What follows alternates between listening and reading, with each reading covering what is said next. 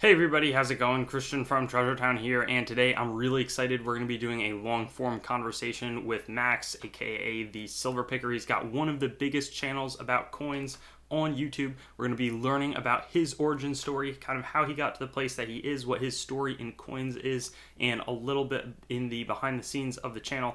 I have some of his, just about him, and some of his views on coins in general. So can't wait to get this started, and make sure to go subscribe to his YouTube channel and also hit him up on TikTok and Instagram. He's trying to build out those platforms. So let's get into the video. Hey everybody, how's it going? Christian from Treasure Town here, and I'm super excited to interview Max, the Silverpicker, one of the largest channels on YouTube. He does coin collecting, precious metals, investing, and personal finance. And we're going to be talking with him about how he got involved with coins and the general industry and his journey as a YouTuber, and kind of just get to know him a little bit better. So thanks so much, Max, for coming on today.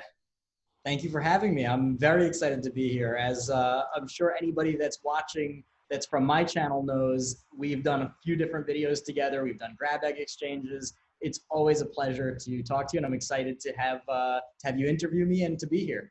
Thanks. Yeah, no, Max is a great guy. And I guess the big question kind of that would start this kind of an interview is where you got your start with coins. I mean, that's kind of probably what brought you to be here. Yeah, so I have two starts, and there's one that I'll call the seed, and then one where it sort of flourished into what it is.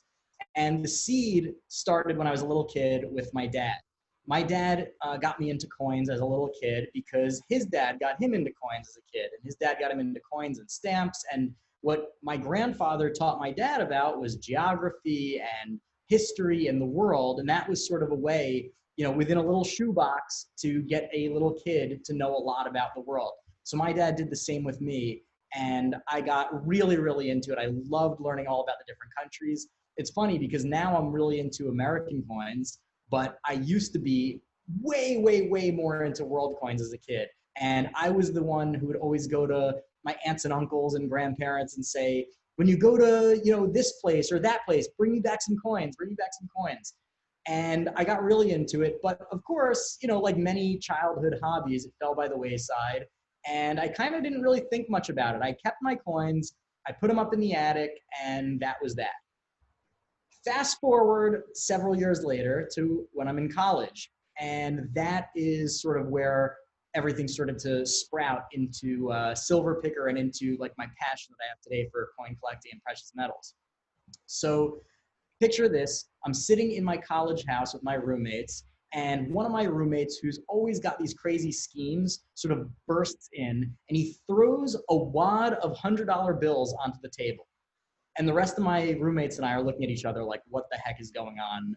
I don't even want to know. Yeah. But curiosity sort of got the better of us. And we said, okay, what is going on over here? And he just answers like this. He goes, Silva, baby, Silva. And we're just like, okay, what? And this is in around 2011 or so, right after the financial disaster, 2008, 2009 financial disaster. And gold and silver prices were hitting their all-time highs around 2011. And what my friend was doing is he was going around to garage sales and buying up little bits of jewelry, broken tennis bracelets, mismatched earrings, and sort of as a side thing, sometimes coins. And he'd sell them in New York's Diamond District and make a bunch of money. So I said, dude, you've got to teach me how to do this. I knew a little bit about coins. I knew nothing about precious metals.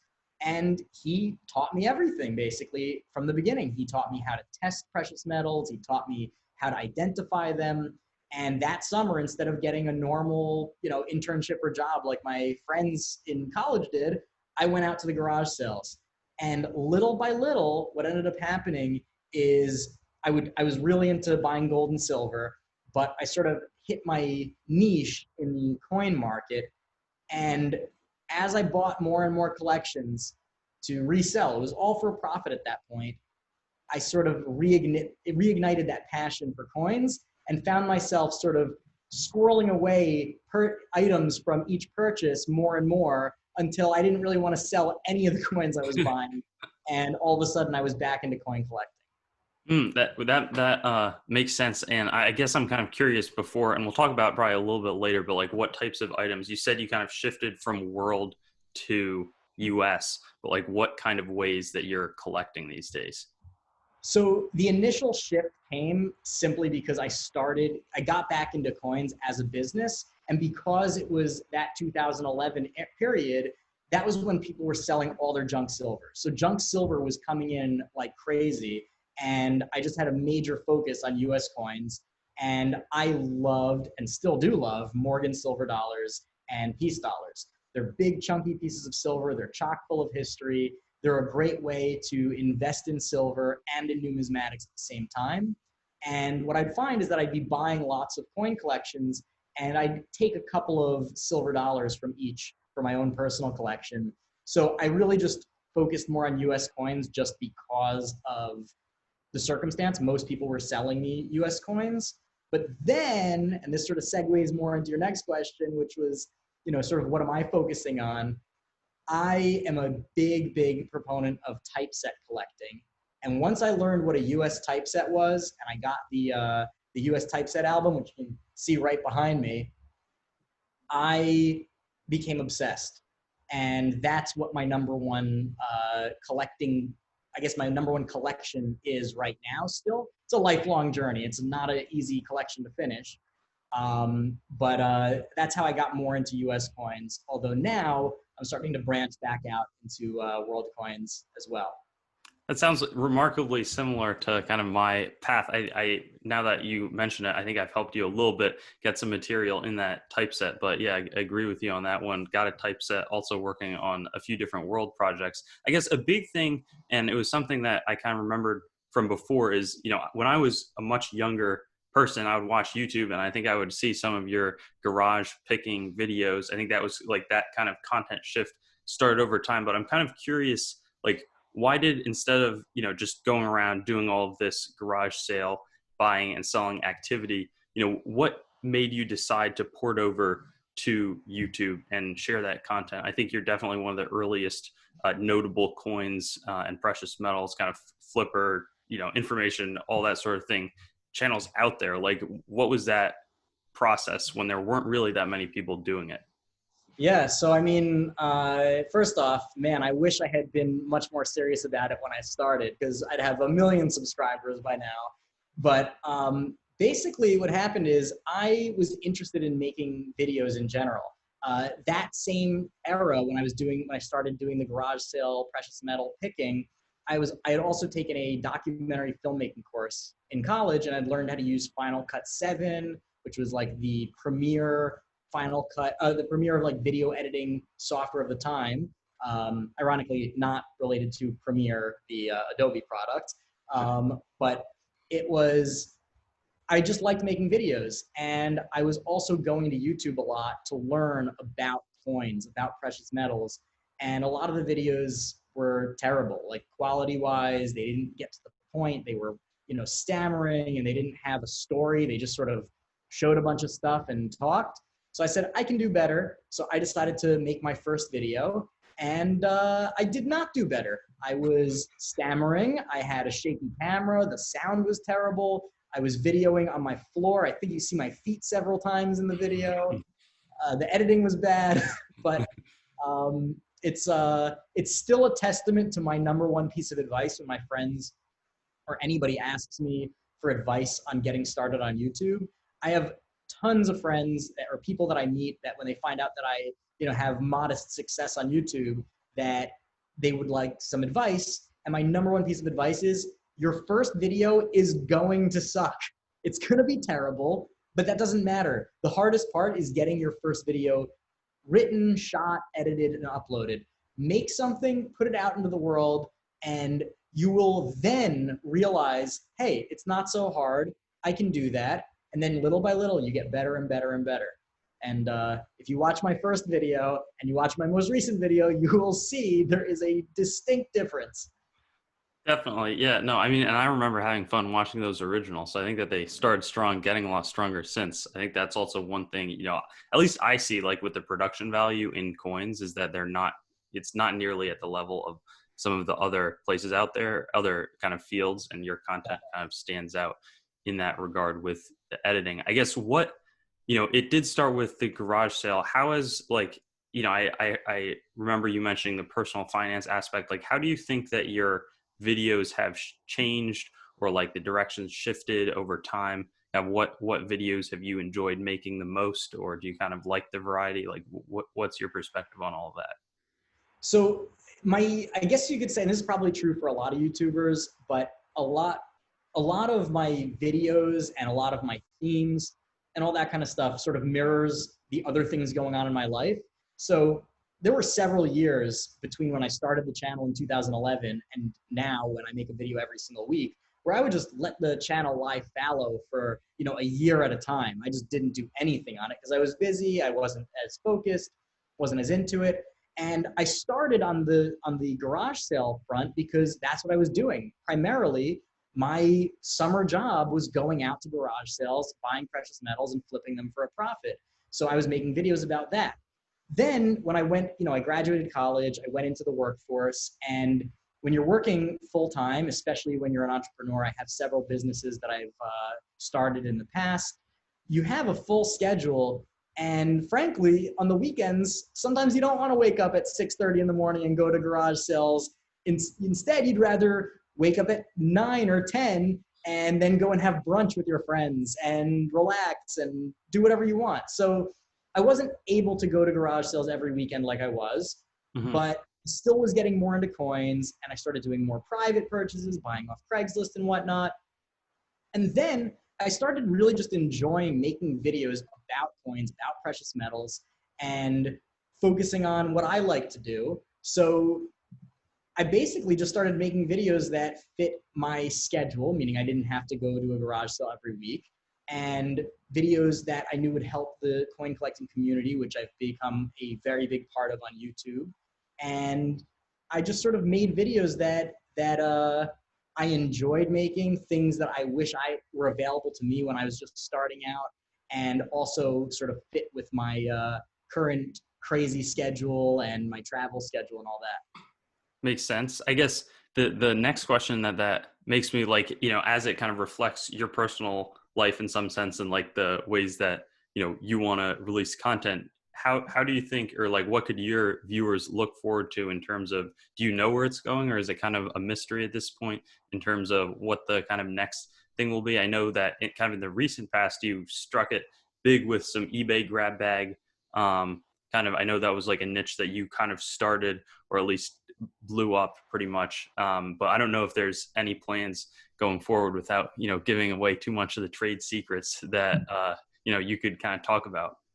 Well, there's a very, very wise old saying that goes, man plans, God laughs. So there are plans I have, but what I've found in the past is that, the channel sort of takes control in some ways. There have been videos where I've spent, I am not even exaggerating, 10, 15, 20 hours arranging, writing, planning, shooting, editing these videos, and people just don't like them. They get just, 1, 2, 3, 4,000 views. And then I have other videos where I just sort of, an idea popped into my head, I made the video, and boom, it has 500,000 views.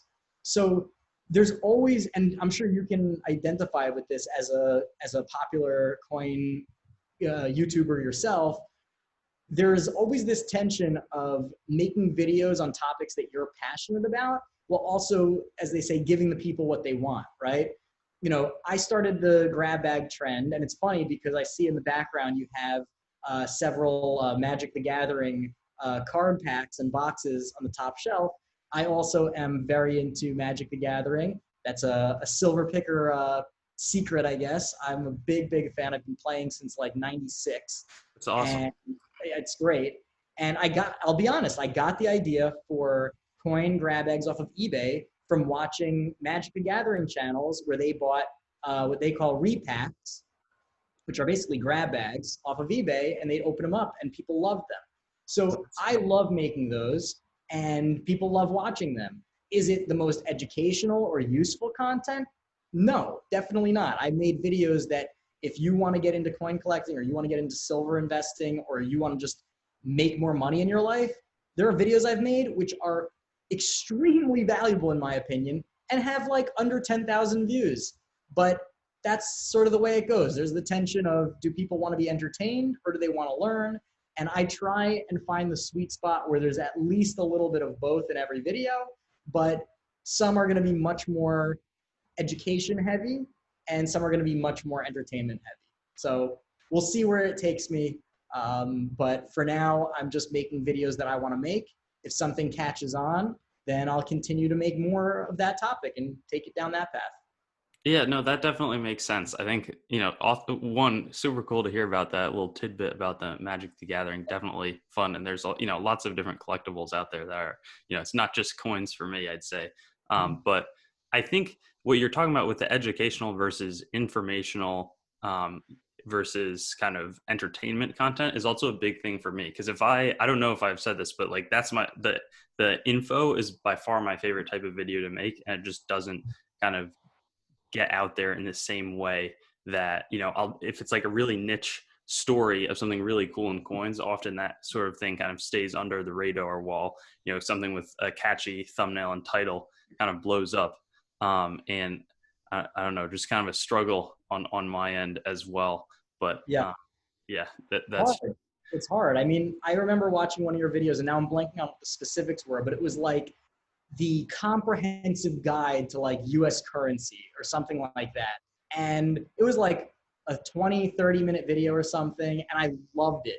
And it got way fewer views on your channel than I think it deserved. And it's like, if you want to be really educated about this hobby, you can watch a video like that. And I have several videos on my channel, for example, like a beginner's guide to investing in silver coins, stuff like that they're not as ritzy. There's no like, or maybe not none, but there's less pizzazz. But if you're really interested in the hobby, you invest 20 minutes in watching that video and you will come out you will probably save money, you'll make money, just in making better purchases, better sales, all that kind of stuff. Enjoy the hobby more, have more flavor to it. But there's some element of it being work. You have to pay attention, you have to learn things. And that's a lot harder than just watching somebody dump out a grab bag and see awesome coins, which is still fun. I like making them because it's fun, but it's not the same value.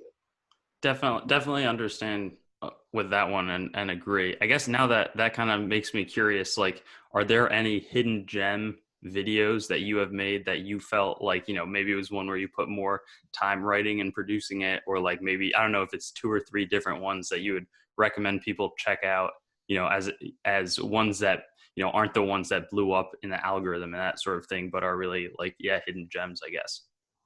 That's a good question. I would say that one, which actually was released maybe 3-4 months ago, and it didn't do poorly. I think it has like 15,000 views. So people definitely watched it, but I have some videos that are approaching 1 million views and they're not nearly as educational or interesting. I think the video that I would definitely say is a hidden gem, which is this recent one, is my comparison of the premiums of 16 super small gold products.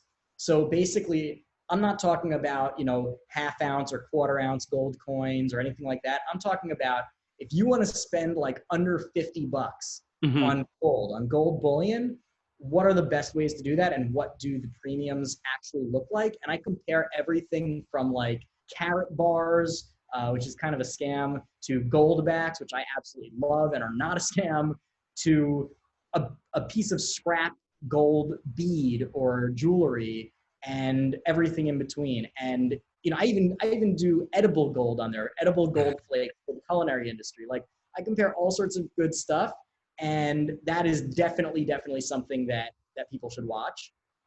Another one is I do a comprehensive guide to Confederate currency. It is a dark and sometimes painful or unusual piece of numismatic history, but it's really fascinating. And I don't think anything should be taboo in terms of what you collect. It's just the way that you collect it. If you're there are people that collect Nazi coins. If you collect Nazi coins and sort of, get excited about them, like you're excited about Nazism, that's ridiculous and terrible. But if you keep them and you preserve them because it's an important piece of history not to forget, then I think that it's valuable. So I did a video on Confederate Civil War currency that really teaches you like everything you need to know about avoiding fakes, about which ones to look for, about all the different series. And I think that that one is fantastic. And then the third one that I'll say is a hidden gem is I did a video, I think it's called something like Your Future Millionaire Self Will Thank You. And it has nothing to do with coins. It has nothing to do with precious metals. It's one of my personal finance videos. I think it only got like 5,000 views, but it talks about one simple thing you can do when you turn 18 that will all but guarantee you to become a millionaire. And that is setting up a Roth IRA.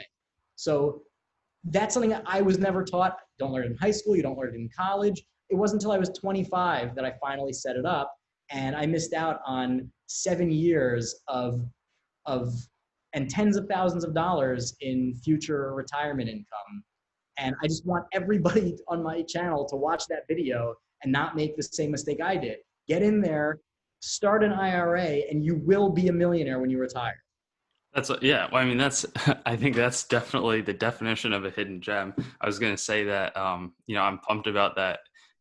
I just don't know too much about Confederate currency, and that's great that there's a big resource out there. That's like exactly the type of video that I think is awesome, should be all over the place on YouTube, and maybe becomes a hidden gem. But definitely the personal finance, that was going to be a question actually that I'm just curious about. I think I've watched that. I have a Roth IRA. I kind of got on that, one of my the coin dealer Chris Moran that I work under, he recommended that I do that when I turn 18, and I kind of hopped on it.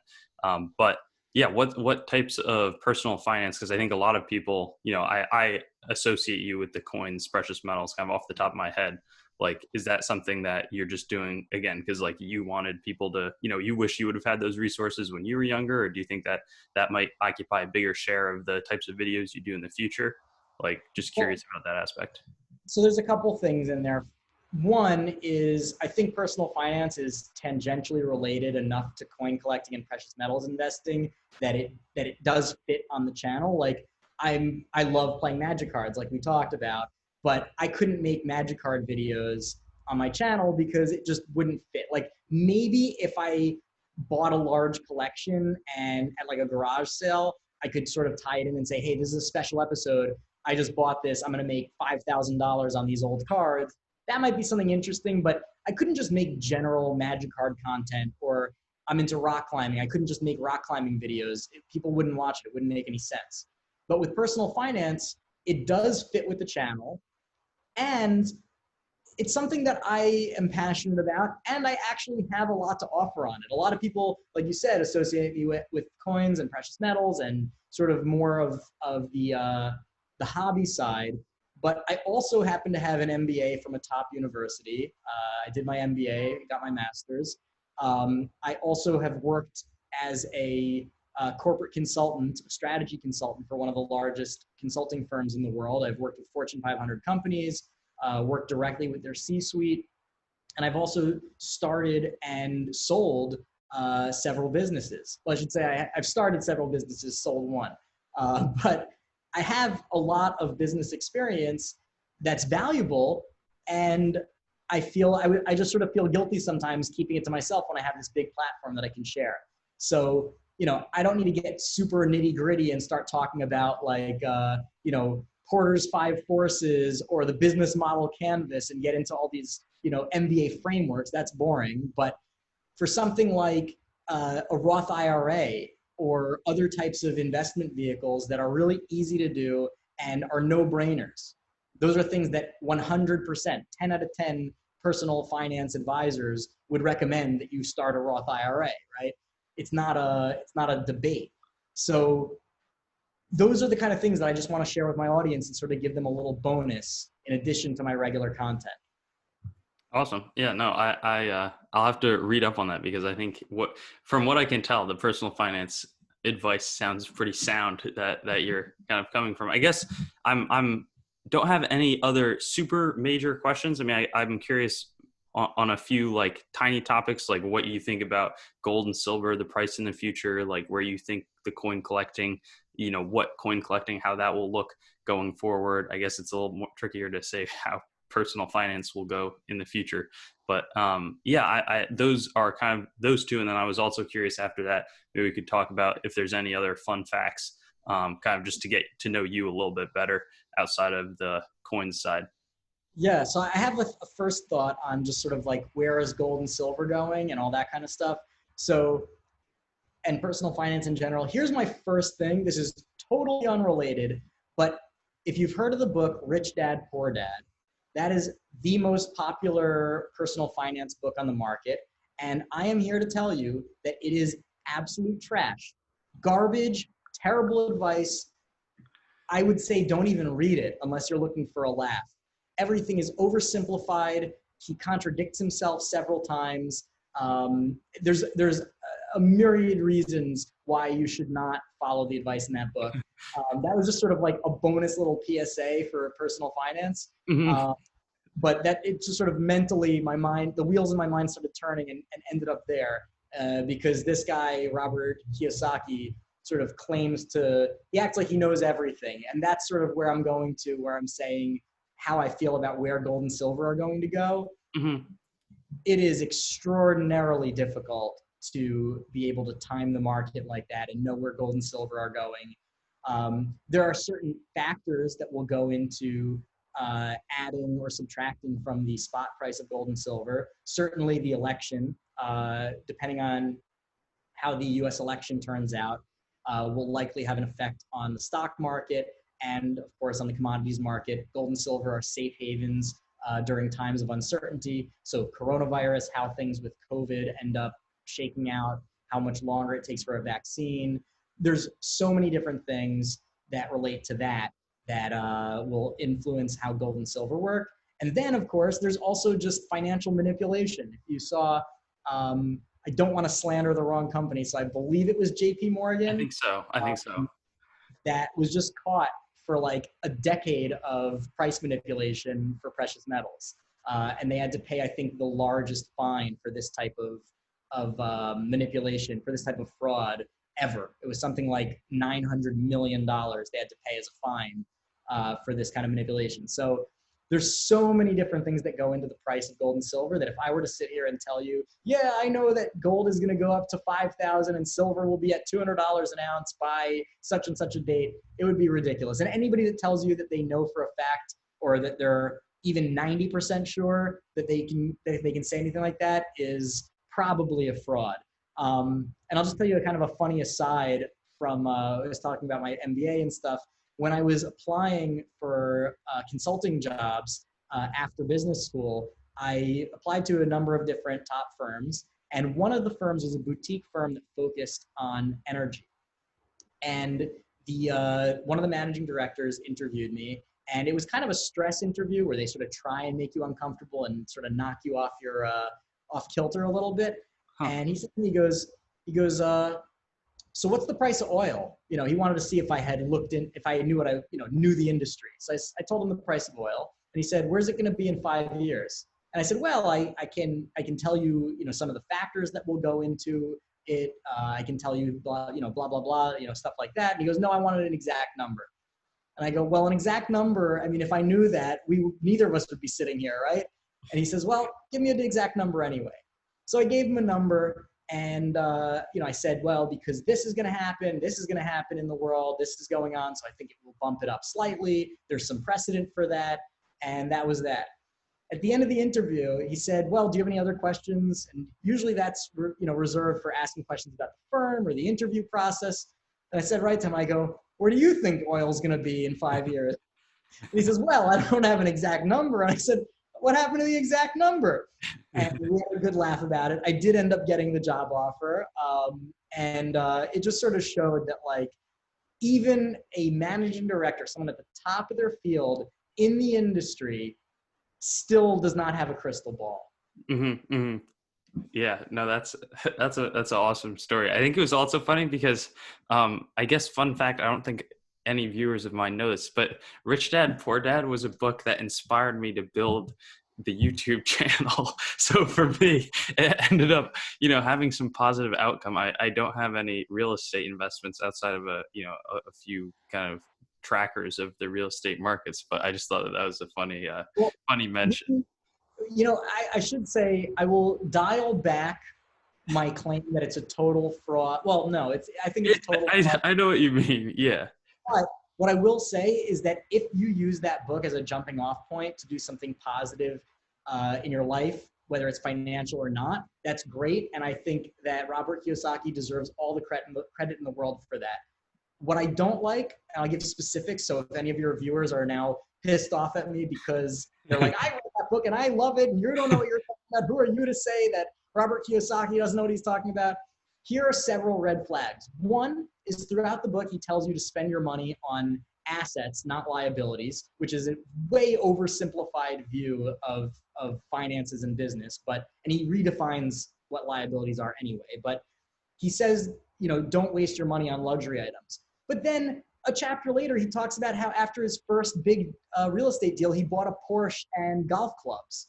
And I'm like, okay, that's just contradictory.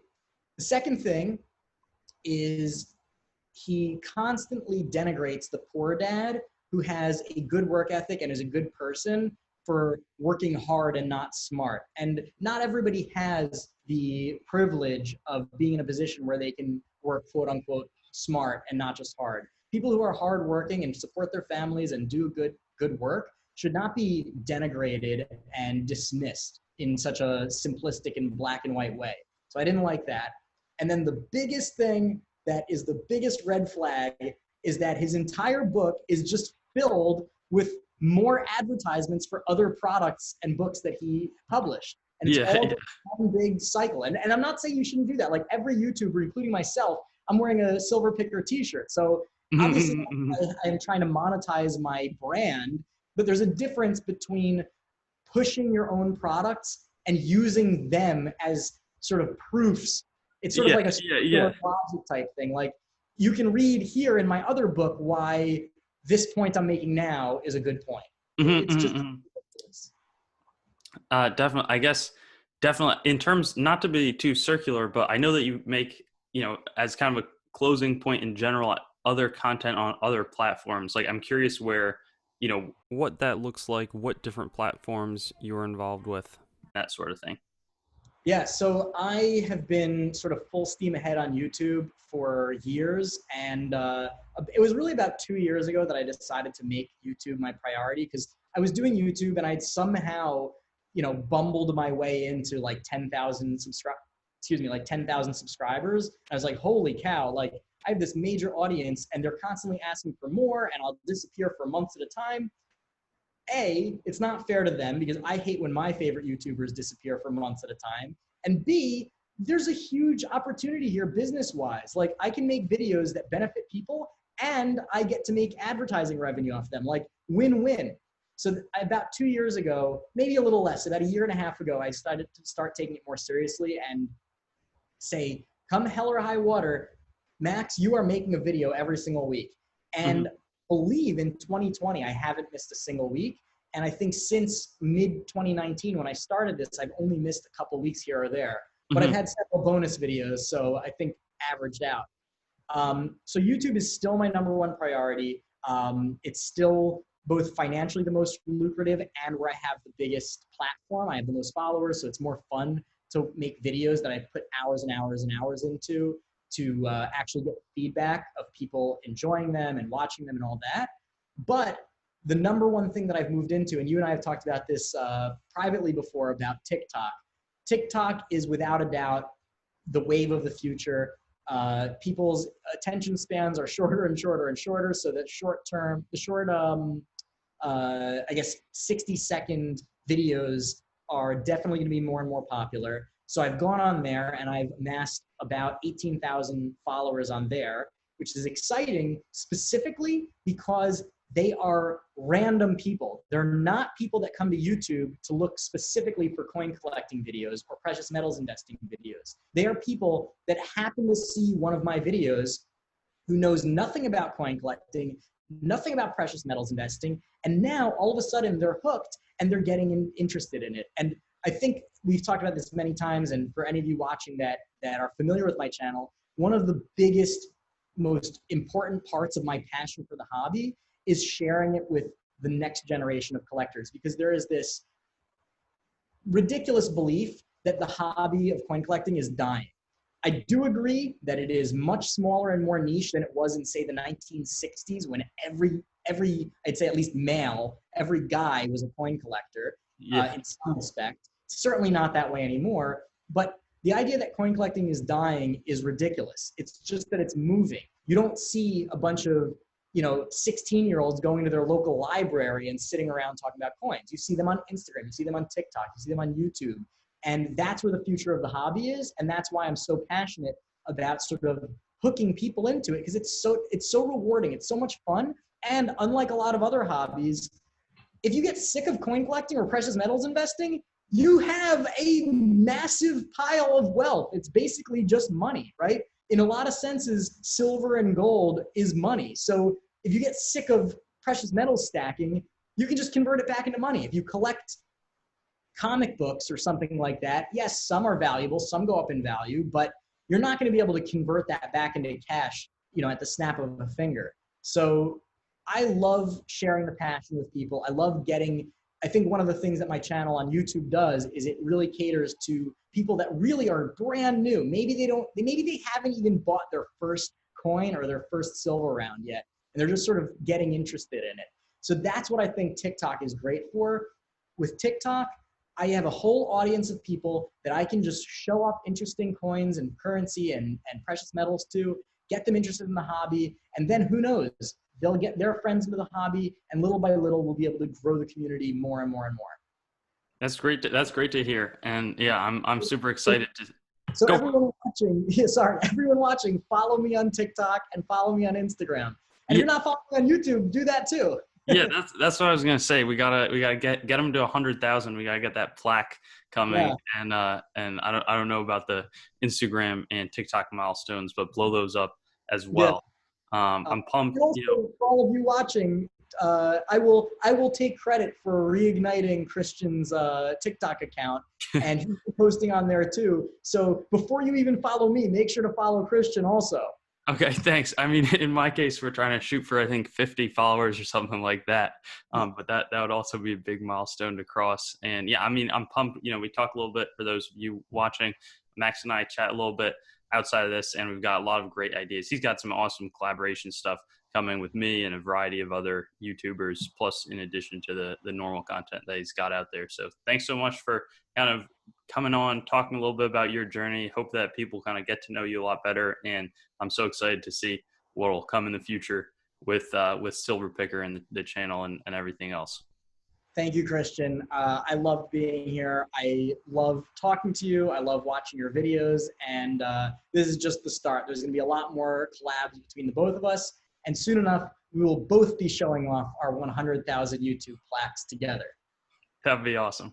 See ya. Thanks for watching the video. I'd encourage you to like, comment, and subscribe for more content, and get in touch with me on my website, treasuretownYT.com, Facebook, TreasureTown, Instagram @TreasureTownYT, or Twitter @TreasureTown_YT, and I'll look forward to seeing you on some of my future vids.